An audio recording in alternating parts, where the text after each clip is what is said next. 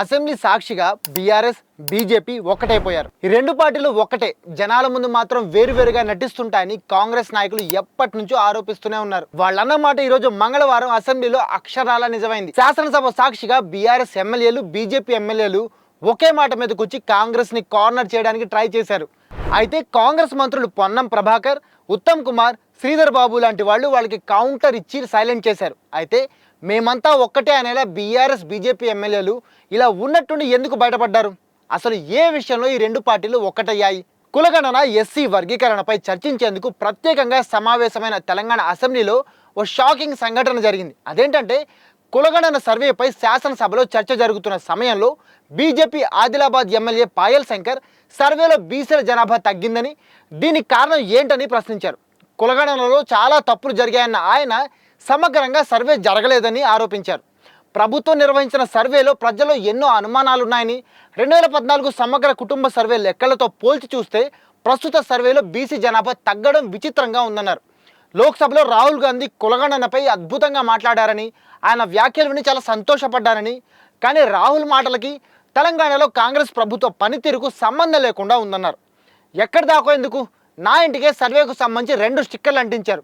సర్వేలో ఇలాంటి తప్పులు ఇంకెన్నో జరిగాయి, అసలు ప్రజలే పూర్తి స్థాయిలో కులగణనలో పాల్గొనలేదు అంటూ పాయల్ శంకర్ సీరియస్ స్పీచ్ ఇచ్చారు. పాయల్ శంకర్ కామెంట్స్కి మంత్రులు పొన్నం ప్రభాకర్, శ్రీధర్ బాబు, ఉత్తమ్ కుమార్ రెడ్డితో పాటు సీఎం రేవంత్ రెడ్డి కూడా స్పందించారు. ప్రభుత్వం ఎంతో బాధ్యతాయుతంగా కులగణన నిర్వహించిందని, ప్రజల్లో అపోహలు సృష్టించేలా సభలో మాట్లాడొద్దని అన్నారు. ఈ లెక్కలకు ప్రభుత్వం పూర్తి బాధ్యత వహిస్తుందని, బీసీలకు 42% రిజర్వేషన్లు ఇచ్చే అంశం చట్ట సవరణతోనే సాధ్యమవుతుందని, అందుకే దానిపై చర్చించి నిర్ణయం తీసుకోవాల్సి ఉందని అన్నారు.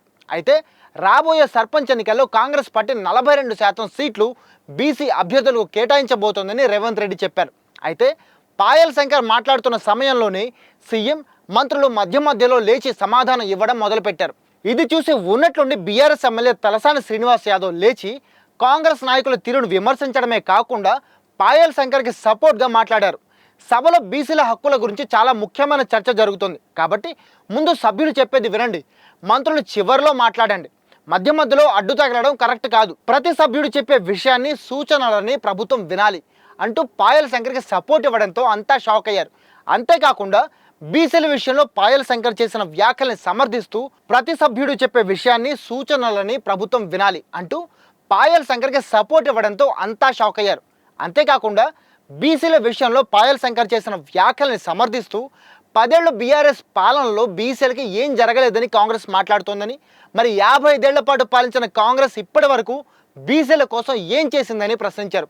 బీసీ కులగణనలో తప్పులు జరిగాయని అర్థం వచ్చేలా ఆయన కూడా మాట్లాడిన వీడియోలు వైరల్ కావడంతో బీఆర్ఎస్ బీజేపీ ఒక్కటే అనడానికి ఇంతకు మించిన ప్రూఫ్ కావాలా అంటూ సోషల్ మీడియాలో నెటిజన్లు విపరీతంగా కామెంట్స్ చేస్తున్నారు.